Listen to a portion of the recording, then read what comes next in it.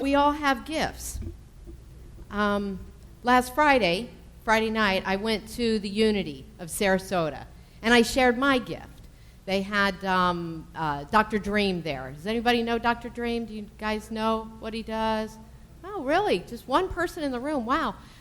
So he has Tibetan bowls, and I'm not going to go through his whole thing, but Tibetan bowls that he uses for healing, and he uses essential oils, and fortunately for me, he tucks those inside a chocolate, and that's really fun.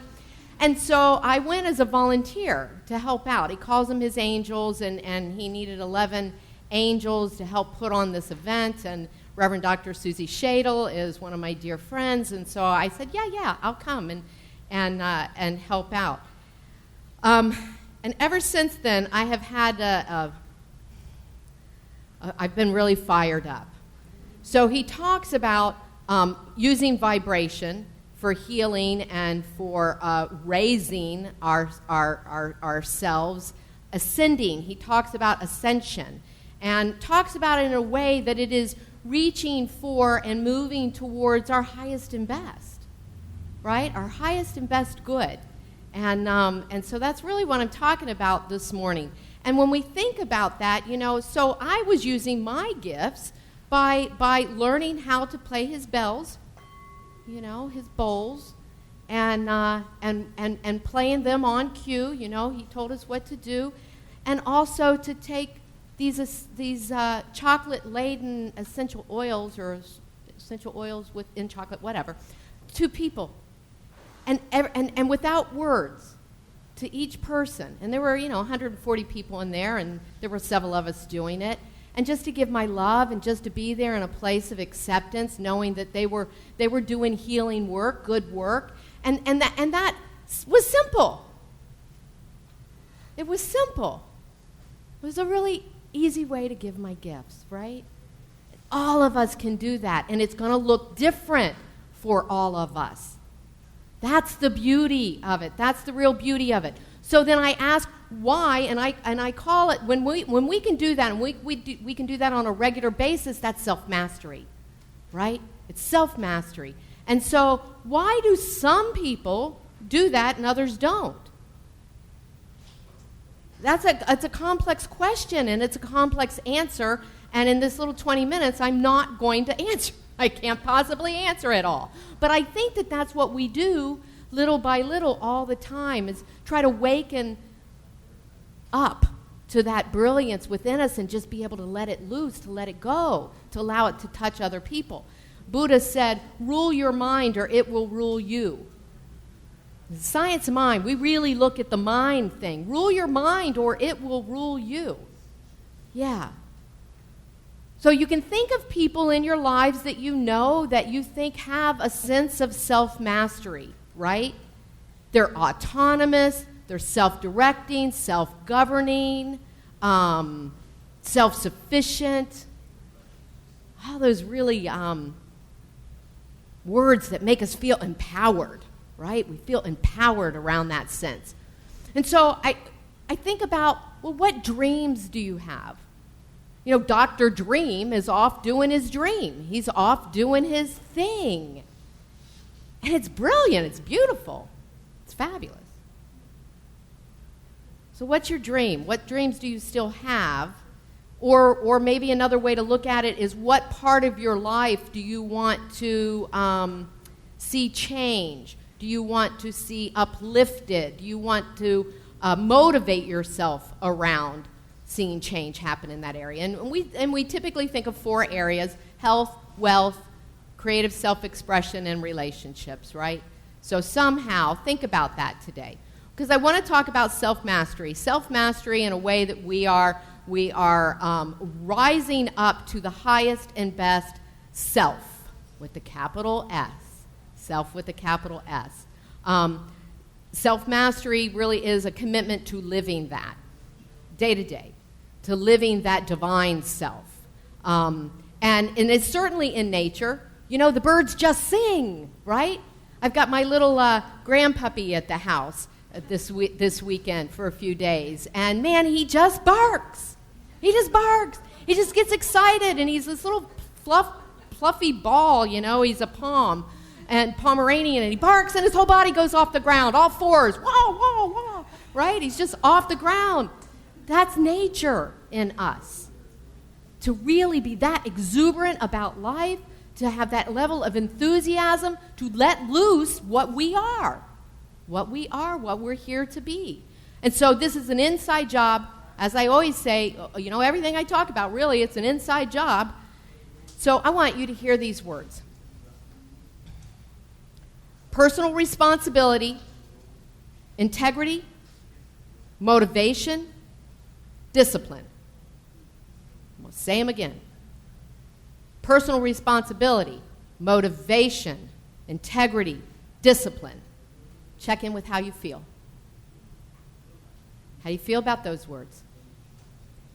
Good. You've done some work. If you don't feel good about those words, I want you to do some inquiry, some self-inquiry. Why don't you? What do those words mean? Because our words are really powerful. They're really powerful. And it's the meaning behind the words. It's those beliefs that we have. It's that what we subscribe to that word. That's powerful stuff. So, if those words, again, personal responsibility, integrity, motivation, discipline, do not feel good, we want to check in. This morning I'm talking from the perspective of the Tao. The Tao, the Chinese philosophy created by Lao Tzu, means the way, the flow. This is not about how to make things happen, right? This is not how to achieve your dreams or your goals, how to allow them to unfold, not how to make it happen, how to be one with that wants to emerge from you. It's a completely different feel. So checking in with those words, personal responsibility, integrity, motivation, and discipline, might give you an idea of something that needs to be revisited for you. The Tao would say, silence is a great source of strength.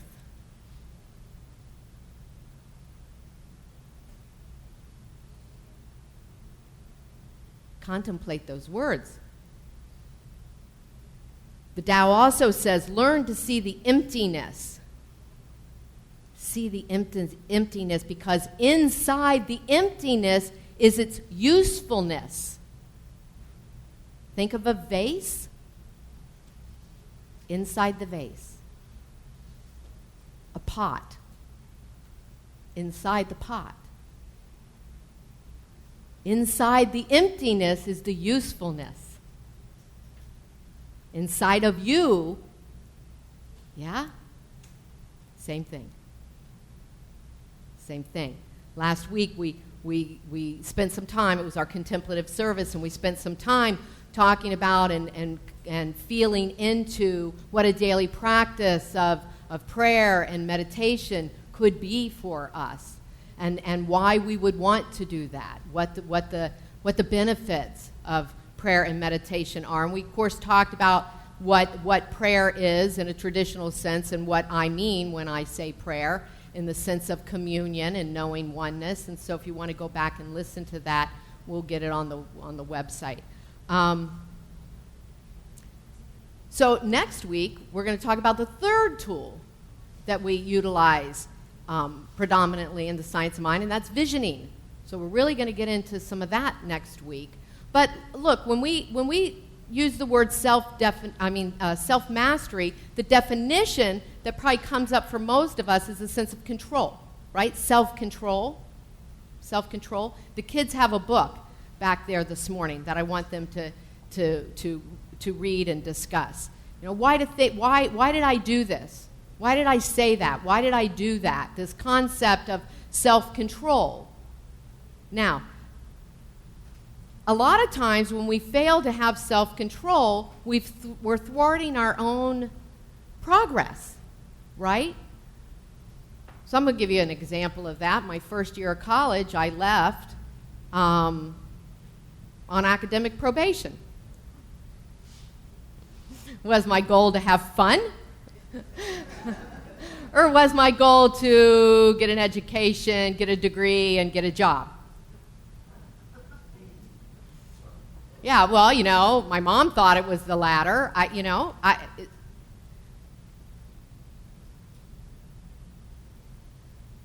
give you another example.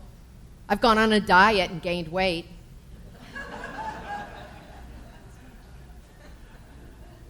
What's my motivation?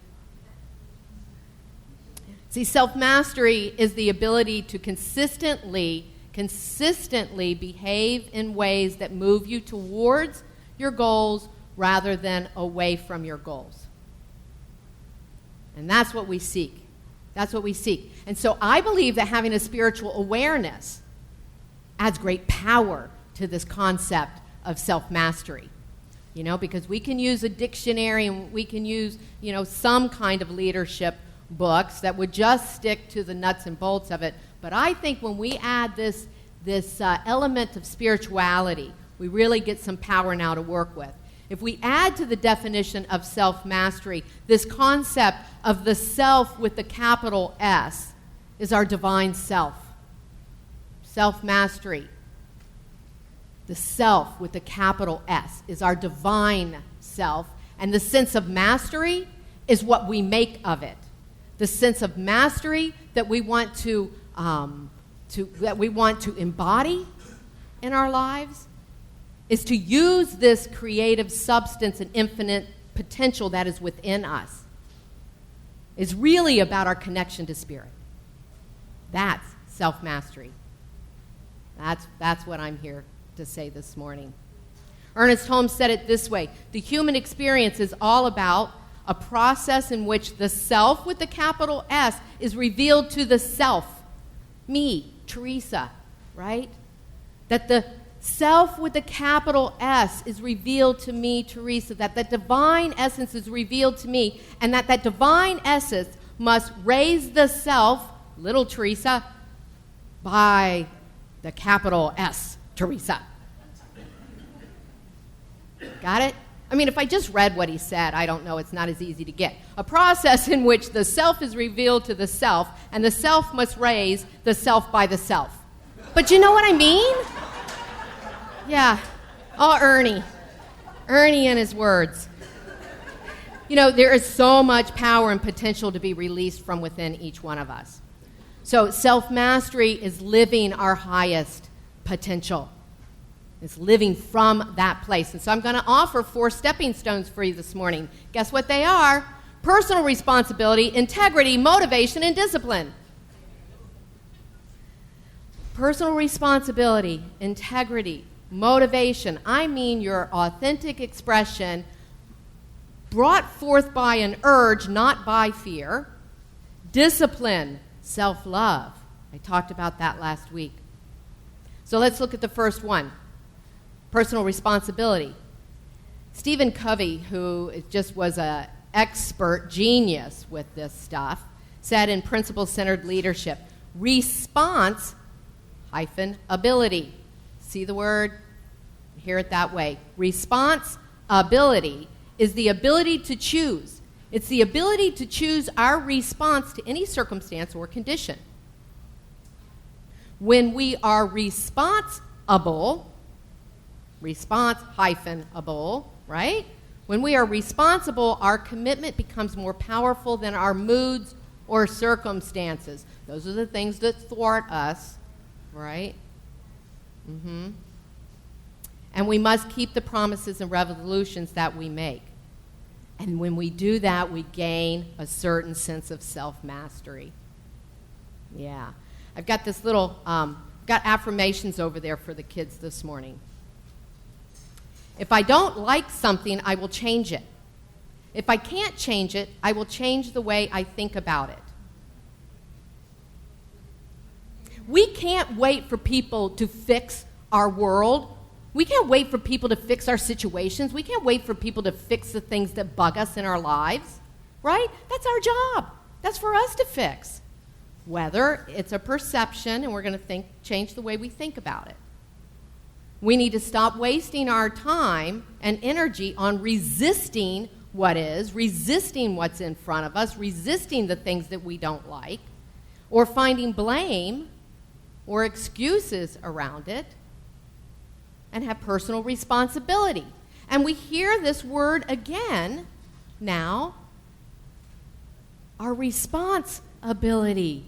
It's our privilege to be able to choose how we're going to respond to any condition, to any stimulus. Viktor Frankl's got an awesome. I love this, one of my favorite quotes. Between stimulus and response, there's a space.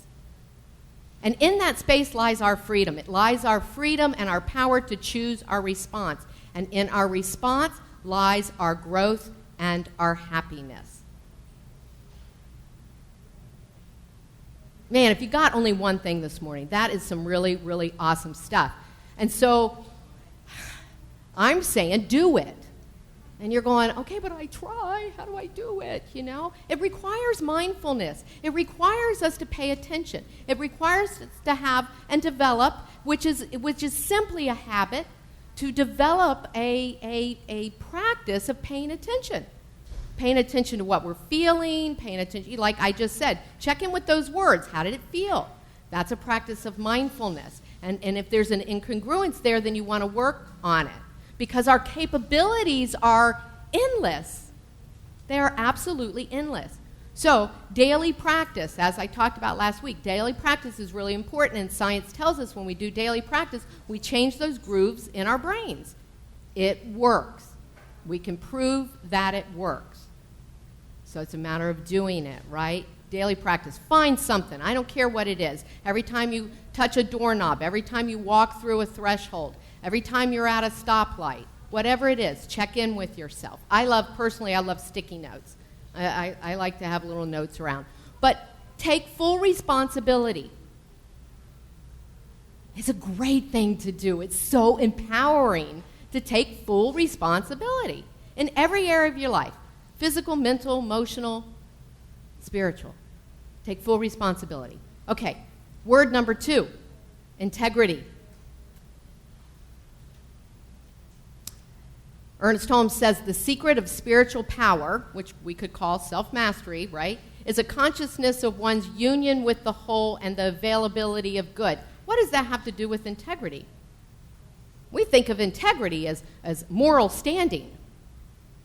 I don't. Because whose morals are we talking about? That's something I can throw right out the window. It's not about moral integrity to me. It's in being in alignment with who I am, what I am. That's integrity. Integrity is this. It's alignment. It's alignment. Being in alignment with who and what I am and what I'm here to do. That's all alignment is. It's being in alignment with your true self, revealing, as Ernest Holmes said, the self with the capital S to the little self, right? Yeah. So it requires us just remembering who we are, because there is nothing too great. There is no challenge in front of you, no obstacle or anything that you're considering an obstruction that you can't dissipate by that truth, by the power of that truth alone. If your concept of yourself is dynamic enough and clear enough, and the embodiment is present and complete, you have self-mastery. You have everything you need. You have everything that you need when you're in alignment, when you're in that place, right? So we want to operate from that consciousness. Now, number 3, motivation. Motivation. Be aware of your why. Be aware of that why. Why are you motivated or activated to do certain things? Okay? In school, a child, might be motivated to get A's because you get what? What do you get when you get an A? You get I got money. I got money when I was a kid. And you got, some kind of status in the house, you're doing good, right? Today, I want to get an A. I want to go to school so I can learn, so I can grow, so I can expand my consciousness, so I can become aware of things that I was otherwise unaware of, right? I'm like a sponge today. Where's my motivation? One's on the outside, one's on the inside. Okay, let's go back to that idea of diet. Do I diet to fit some ideal in a magazine? Is that why I diet? To be that certain shape? Or do I diet because of self-love? Do I look at what I put in my mouth and equate it to, I love me. I want to be the best me. I want to be the strongest me that I can be. I want to feel good in my body temple. Is that why we do it? One's an inside, one's an outside job. Just know where you're being motivated from. Our culture feeds on fear. Our culture feeds on fear. Politicians use fear to get us to vote for them, right? Don't mistake that. All politicians, pretty much every side of the board, that's what happens in our culture. Politicians use fear to get our votes. Parents oftentimes use fear to get our rooms cleaned. And if you're really little, to get your shoes on. Come on, get your shoes on. We're going to be late, and then you're going to miss whatever, right? That's using fear, right? Employers use fear because if we're not productive, we have to lay off people. We have to lay off people. It's so inundated in our culture. It's so, I don't know, to some people it's subtle, to other people it's quite overt. It's pretty damn overt to me, how we use fear in this culture. We use it, so then think about what motivates you. Do you join a group like this to fit in? I talked about that a couple weeks ago. And what is fitting in? It's that feeling of I'm not good enough, I need this. Or is it because I can express myself freely and fully and I'm growing and I'm expanding, I can be who I really am, and I'm learning so that I can do it out there when I go out there, right? Inside, outside. Check your motivation. Check in with your motivation. It's important to me. This concept of motivation is important to me. On the front of your program, there's an urge. There's a quote, Ernest Holmes talks about an urge that is coming up from within each one of us. It wants to express itself. I used that same quote on the invitation for our installation celebration. This is really important to me and important to what I want to convey to people. You know, it's that flow. It's the Tao. It's the way, right? Must be released. If it's not released, if it's bound, if it's blocked, we see illness, we see heartbreak, we see breakdowns, we see failures when it's blocked. Next week, we're going to talk about visioning, and we're going to do visioning. So come back. We're going to do visioning for your lives, for you touching into that aspect of what wants to be revealed in, as, and through you, because it's uniquely who you are. And we're going to talk about what Michael Bernard Beckwith says are the 4 stages of awakening, and check in with where we are. And we're going to use these as spiritual tools. So now I want to go to number 4. Discipline. Your favorite word, right? Your favorite word. You know what? It's my favorite word. It's one of my favorite words because it means self-love. And I've come to overturn that word, and I talked about that last week, that it used to mean punishment to me. And it no longer means punishment. It means self-love. I discipline myself because I love myself, because I see how I'm growing and how I'm learning and how I'm changing and how life looks better every day because I discipline myself. That's a good thing, right? That's a good thing. It's simple. These things are simple. They may not be easy, and I get that. And that's why I'm here. That's why your practitioners are here. We're here to support you in doing this work, right? This spiritual work that we're doing. John Heider, that wrote this Tao of Leadership, says that the greatest leaders are those who have mastered themselves first. I haven't mastered myself. I had a rough week. There was a lot on my plate, and I had a sinus infection. And then my mom came to stay for 2 days. So I was on antibiotics, my mother's in the house, and I got a lot going on. And you know what? I didn't get it all done. And that's okay, because that is not the measure of self-mastery. It is not the to-do list, right? It is the beingness. It is the beingness. And that's what we want to constantly remember. So, kids are learning something back there this morning, and I want all of us to have a little bit of homework this week. Remember the quote. Use it as a mantra this week if you have to. If I don't like something, I will change it. If I can't change it, I will change the way I think about it. Right? Work with that this week. Work with that. And then maybe ask yourself, if you find yourself in a situation, what's the highest version of myself? How would it handle this? What would the highest version of myself say right now? What would it do right now? How can I stay true to who I am, that capital S, in this situation? And remain open to what you hear, to what comes forth. To allow that spirit with a capital S to reveal itself with a capital I to yourself. Right? Personal responsibility, integrity, motivation, and discipline.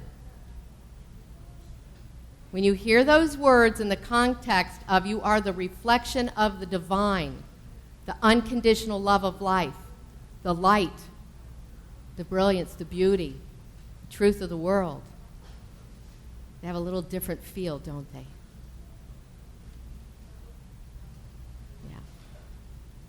All you do, all you say, all you are is the expression of the one. So let us commit to that highest and best one, that highest and best self. You can do it. So it is.